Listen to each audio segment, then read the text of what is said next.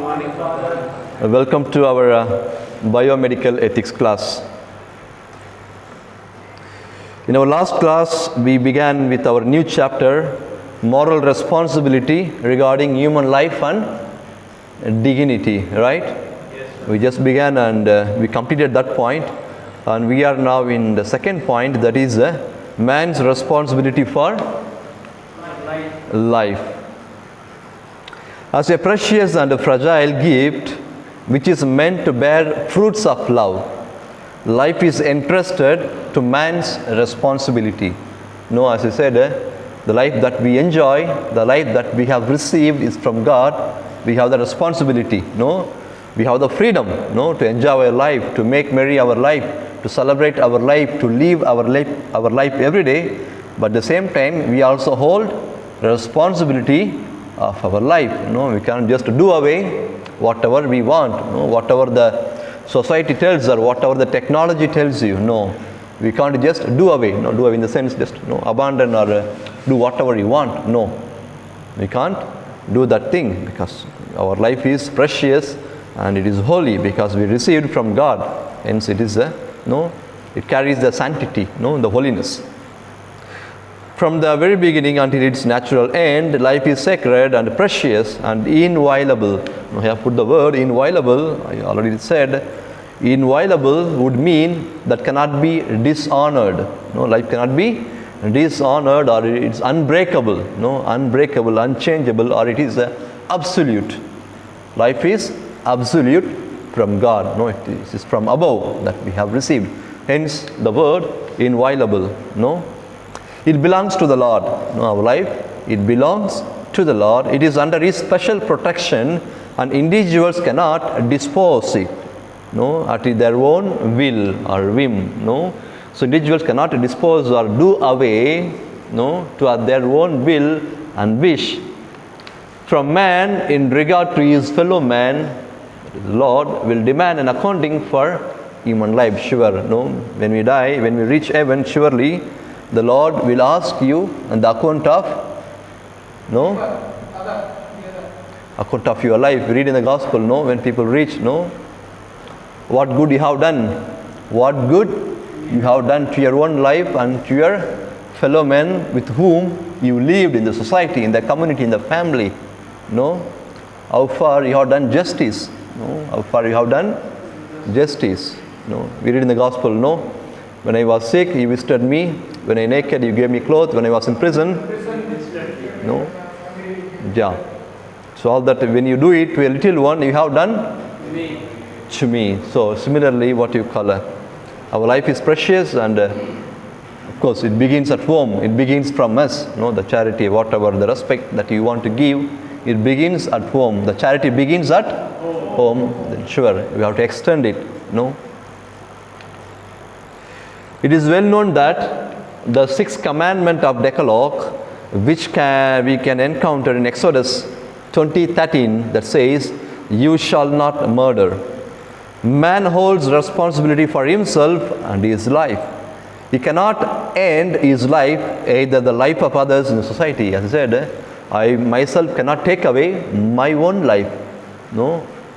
Then, on what basis can I take away the life of my companion, my neighbor in the society? Only God is the author of human life, because it is God who created us out of nothing in His own image and likeness. In the New Testament, Jesus not only repeated this commandment as the first to be kept in order to enter into life, it's Matthew 19:16-18, but also showed its positive implications, which involve the heart and which extend to everyone to the point of loving even one's own enemies. That is, love your enemies. No? So, every person has a right to his or integrity, physical and psychological aspect, to safeguard and be responsible for oneself. No, we don't say you have no right over your body or you have no right over yourself. No, what I want to say, or what the church want to say, says you have the right, but at the end, you have to safeguard your body.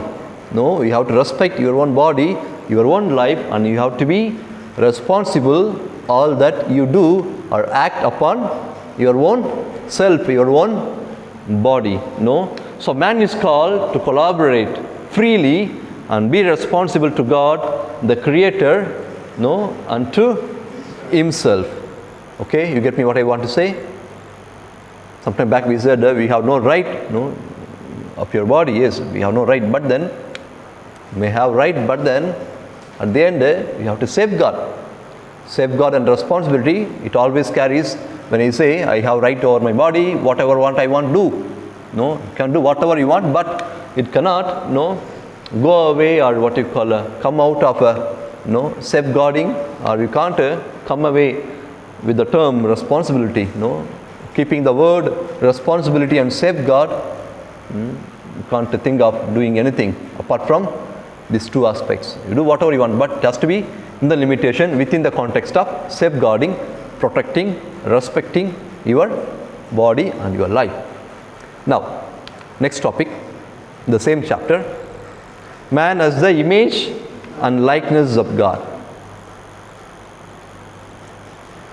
For sacred scripture teaches us that the man was created in the image and the likeness of God, and he is capable of knowing, loving his Creator, and was appointed by him as master of all earthly creatures, that he might subdue them and use them to God's glory. No, we remember when God created, he created us little less than God, and he gave us the power, the authority to the human people, no, to subdue, to control, to enjoy, to have dominion over the earth. So we enjoy the nature, no, we cultivate, no, we kill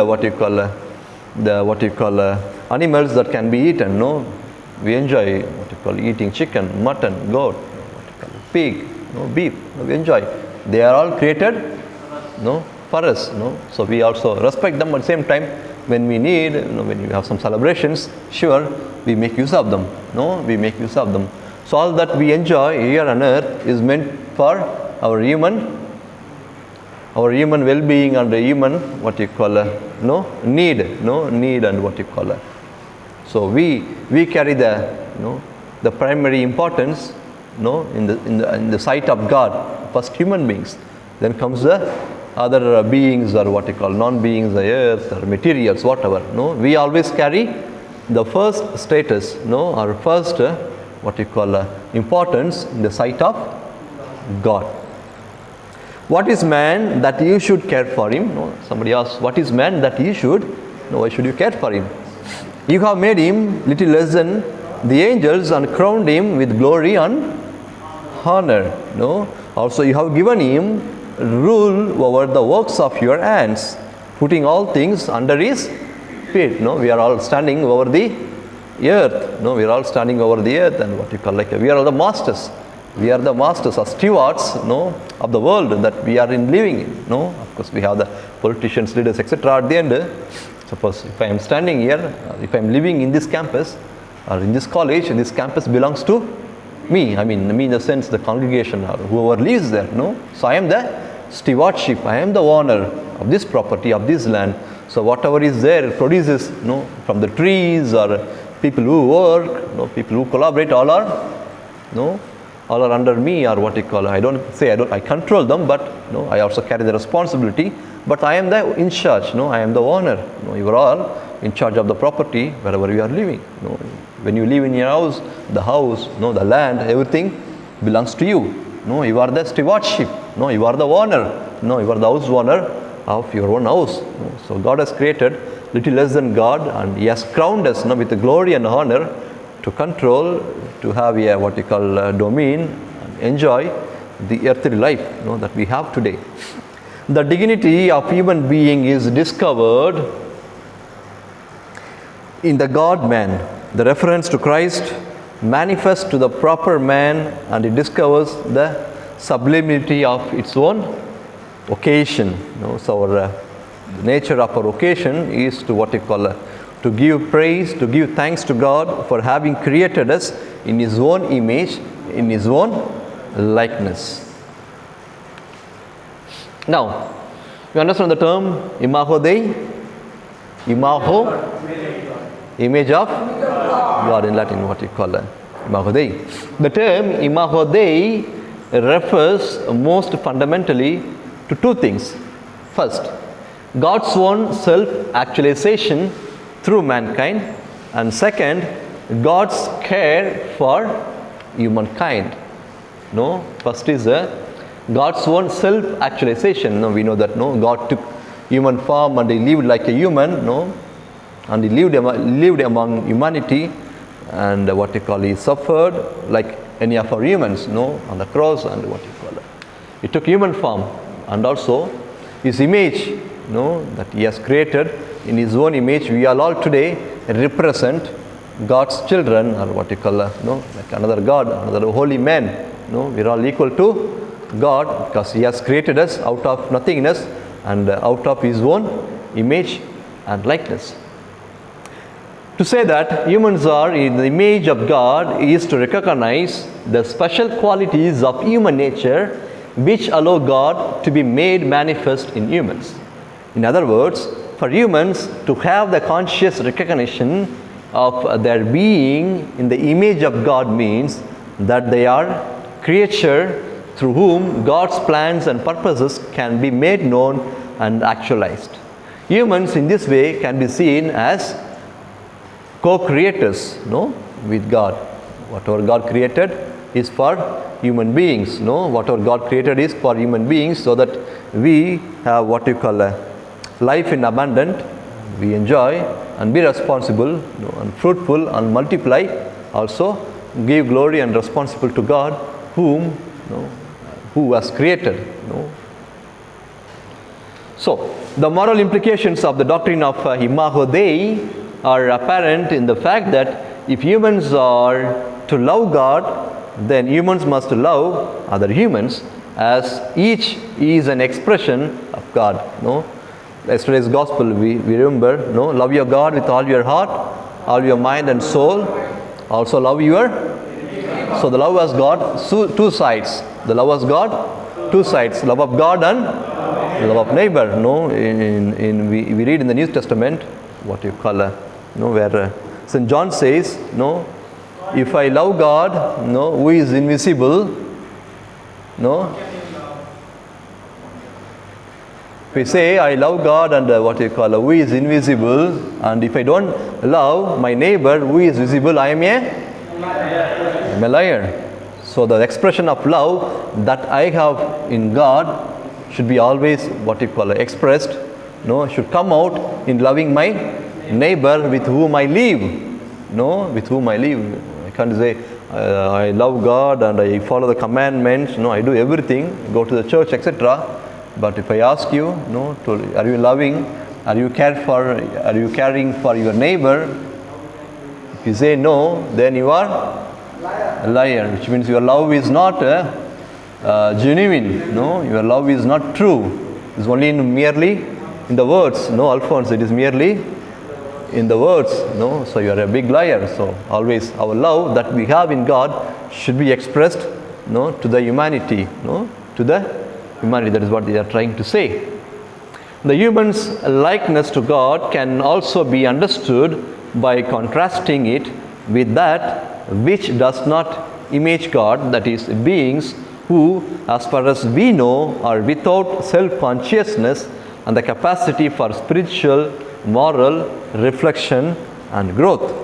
Sometimes we say we love God and we are representing another God, but the way of your behavior, the quality of our life may not correspond to the words that I was created in the image and likeness of God. Now, humans differ from all other creatures because of their rational structure, their capacity for deliberation and free decision making. We are differ from other living beings, animals, because of our rational capacity. We are able to reason out things. We know what is right and what is wrong, what to do and what not to do, and we know how to make our what you call decisions. No, we are capable of decision making. No, our own life, our own actions. Also, when someone asks, we are also helping them to make the proper, responsible decision. So we are completely different from other living beings. This freedom gives a human a centeredness and completeness, which allows the possibility for self-actualization and participation in the sacred reality. However, the freedom which makes the human in God's image is same freedom which manifests itself in estrangement from God, as the myth of the fall, the Adam and Eve stories exemplifies. According to this myth, humans can, in their freedom, choose to deny or express their spiritual and moral likeness to God, the ability and desire to love oneself and others, and therefore God can become neglected and even opposed. Striving to bring about the imago Dei, that is the image of God in one's life, can be seen as a quest for wholeness, or one's essential self, as pointed to in Christ's life and teachings. We know what happened, the garden, when God created Adam and Eve and left them and gave them freedom to eat everything except that one particular fruit of the tree. But then when serpent came and tempted, things were different. So they misused the freedom that which God gave them. They obeyed God and kept His word. Sure, God might add different plans for them, but very fact, they were created out of the clay in His own image and likeness. But then they failed to recognize God's words and failed to keep God's promise. So they went against, they opposed, they neglected God's words, and they had their own the consequence, the result we know. So we are asked to enjoy our freedom, enjoy our life, but then we have to give account. We have to be responsible to the man. I put it in caps, M-A-N, to the Creator. He who created, we have to be responsible, accountable to Him at the end of the day. Good. Stewardship over creation is historically one of the aspects of the imago Dei most frequently appealed to as a model, for it accentuates the fact that humans are entrusted with responsibility for conserving and preserving the creation. And once again, the need of responsibility and preserve and conserve the earth that which we are living, that which is a gift that we received. It tends to place limits on human freedom to alter what the divine beings are created. At times it claims some knowledge of God's purposes by reference to a doctrine of creation. Again, saying about the purpose of creation, how we have to respond it. With majestic simplicity, the author of Genesis proclaims, "So God created man in His own image. In the image of God He created him. Male and female He created them. And God blessed them, and God said to them, Be fruitful and multiply, and fill the earth and subdue it, and have dominion over the fish of the sea, and over the birds of the air, and every living thing that moves upon the earth." That is Genesis 1:27-28. Again, "O Lord our God, how majestic is Thy name in all the earth. What is man that Thou art mindful of him, and the Son of Man that Thou dost care for him? Yet Thou hast made him little less than God, and dost crown him with glory and honor." That is Psalm chapter 8, verse 2, again 5-6. That's what we are trying to say and understand. Now let us move to next topic in the same chapter.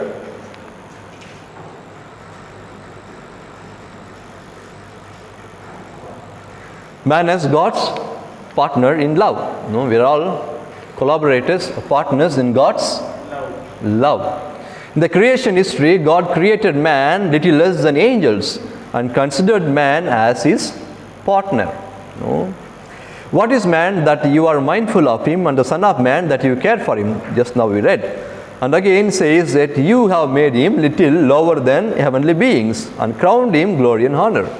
In the Hebrew text, heavenly beings is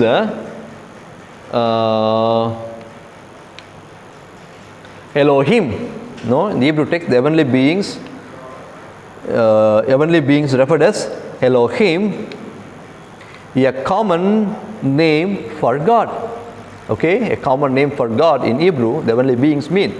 In Septuagint, as the word angelos, no, the word angelos, which means angel. Psalm 8:6 continues, you have given him dominion over the works of your hands. We have put all things under his feet. The psalmist understood from Genesis chapter 1, 26 to 28 that God gave mankind the authority to rule over the created world. The title Son of Man could refer to Adam as the head of the human race, being created with human body and given this authority. Adam was made a little lower than the angels, yet he was crowned with glory and honor because he was made in the image, likeness of God. Okay? The Pontifical Academy of Life during what you call a 10th General Assembly on the dignity of human procreation says, the coming into being of a new human being is always in itself a great gift and a blessing. The sons are a heritage from the Lord, the fruit of the womb of a reward. That is Psalm 126:3. Each person from the moment of his life is tangible sign of God's faithful love for humanity. He is living icon of the yes of the Creator to the history of man, a history of salvation that will be completed in full communion in the joy of eternal life. I don't have to again explain. It's more or less what you call it. Says the same, the responsibility and the dignity of man, from the moment of creation and the moment of procreation, how God has a plan, in the Bible, especially in the Psalms and Genesis, how God had already, his plans for the human beings. A Jesuit priest named Ramon Nubiola, for one, exhorts you to look at the very many good things God shares with you. Because we are speaking now what you call man as what you call partners in love. Man as partners in love. So for Jesuit priest, he would say, when we say we are all partners, he says, for one exhorts you to look at the very many good things God shares with you, because you are partner with God. God has given you life. God has given you life. It is good to be alive. It is good to be alive. Don't end your life, with committing euthanasia or committing what you call your own children, doing away with abortion. No. God has given you life, so He's asking you to be alive, live your life. When you did not exist as yet, you were in God's mind. No. That's why what Jeremiah says, before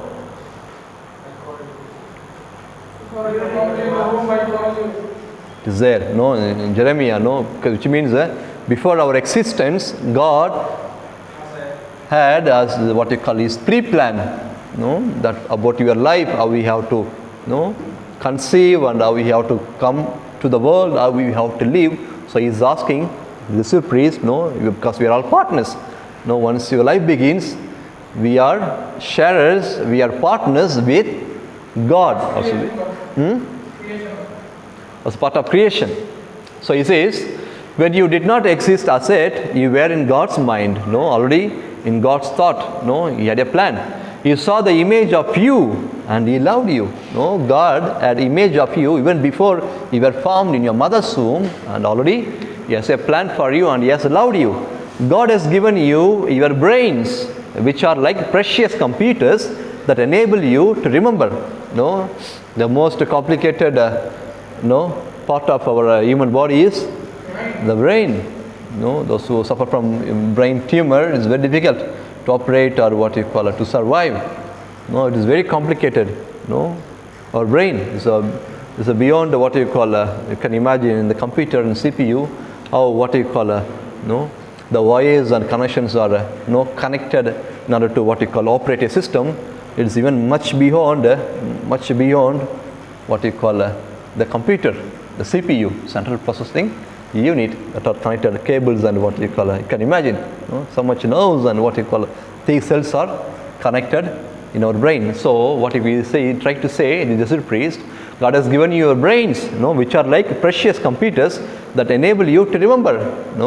Even computer, once you what you call format it, everything will be washed away, erased. But you, unless you undergo a great what you call some sickness or anything, yeah, things are there. Your child memories. If I ask you some of your childhood memories, I'm sure Ravi and Teja both will say, when I was 5th year, when I was in the 1st class, when I was in the 5th class, when I was in the 10th class, they would be remembering. Even Bala, when I ask him, Bala, do you remember anything of your plus 2 days? Sure, Bala would say, I studied in that school. I had my companions, I had my boyfriends, I had my girlfriends, etc., etc. Sure, you'll be able to remember. I mean, what I want to say, the brain remembers that which took place, years ago, 15, 20 years back, is able to recollect.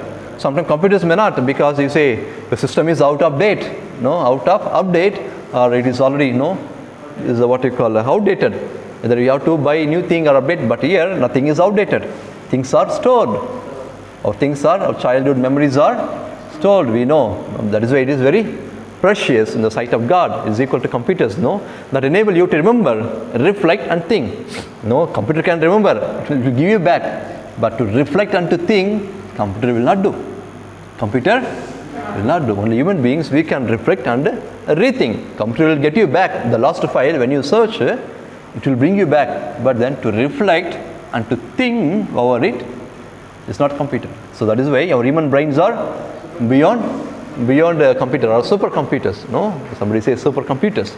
So God has given you your senses that are wonderful instruments to acquire knowledge and to communicate with the world outside you. Imagine without our senses, you're not able to communicate, or what you call it? This is another sense. They call it, what is it? What is it? What is it? Common sense. This is very important. We all have other senses, but the common sense sometimes we lack. That is connected with all other senses. Sometimes people work exactly, perfectly, but then the simple things, which are normal and common, that they leave it. They forget. When God loves me, I must accept myself as well. I cannot be more demanding than God. I can't simply demand God. I cannot simply demand God. I should be grateful, thankful to Him, the very gift of life that He gave me, no matter how handicapped I am, no matter how poor I am, no matter I may be lacking, but still, I shall not demand. I want this, I want that, I want to be like, that rich man, or be happy, be contented, be satisfied with what you have. Surely God will, when you work on it, God will multiply. God will multiply before you ask. So don't demand. In the prayer, the different saints give different what you call definition of prayer. People say prayer just sit there, the heart speaks, the other heart, what you call he listens and he speaks, you just listen.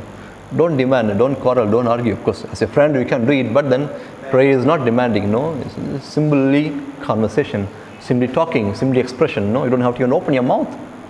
You say, these are things in my heart and mind, Lord. You express it, in your what you call it, from your mind, from your heart, that reaches there.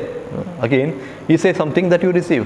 Never demand. I want this, I want that. Sure, demanding in the sense, what you call there are what you call difference. Could say, Lord, give me what you call a good, good character, good mind of body, good attitude, etc. That is very, not that I give me this car, give me that car. Please, I demand you that what you call my companion, should be down in the court. Somehow he should fall or he should meet with an accident. This is different. There's a demanding. There are two types of demanding. Two types of demanding. So we shall not demand. Be happy with what we have. I am accepted by God as I am, and not as I should be. God accepts. Whatever guilty, whatever sinful life we may be, whatever our sinners we may be, still God accepts, because He loves His children. As Psalmist says, Lord, if you have to take account of my sinful life, of my sins, who would survive here on earth? So nobody is perfect here on earth. Nobody is, or no one is perfect We are all sinful people. We have all committed sins. But then God is so mercy, so kind. He forgets and forgives. And He accepts us. We are whatever sinful nature, but He always demands that we turn to Him. We reconcile. We turn to Him. God guarantees that I can be myself. St. Augustine says, a friend is someone who knows everything about you and still accepts you. True or no? Yes. When you have a confidential and what you call some good friends whom you trust, with whom you share, he knows all your weakness. He knows all your weakness, pros and cons, all your plus and minus. Still he accepts you. Still he accepts you, still he loves you. Joseph, do you have any friends? Arun, do you have any friends with whom you can share freely? I'm sure he knows your weakness. He knows about good things about you. But still, he doesn't deny you or doesn't betray you. But still, he accepts you, he loves you, and he cares for you, I'm sure. That is a true friendship. That is a true friendship. If I'm going to share with him my weakness, seeking his guidance or support, and if he is going to share and misuse of my things, then he is not a true friend. He is not a true friend. One who accepts and one who cares for me, one who helps me in my human, spiritual, other development and growth is a true friend. So a friend is someone who knows everything about you and still accepts you. He knows that you are this sort of man, you are weak in that. You always criticize, you always murmur, you always go and do the backbiting. You tell about him when he is not there about someone. These things are there, but still he knows. The friend knows you are doing against him all these things, but still he tolerates, he adjusts, and he accepts you. That is what you call a greatest friendship. That is the greatest friend that ever you can have. So this is the dream we shall share, that one day I may meet the person to whom I can really talk, who understands me and the words I say, who can listen and even hear what is left unsaid, and then really accept me. God is the fulfillment of this dream. This is what you call beautiful quotation of Saint Augustine.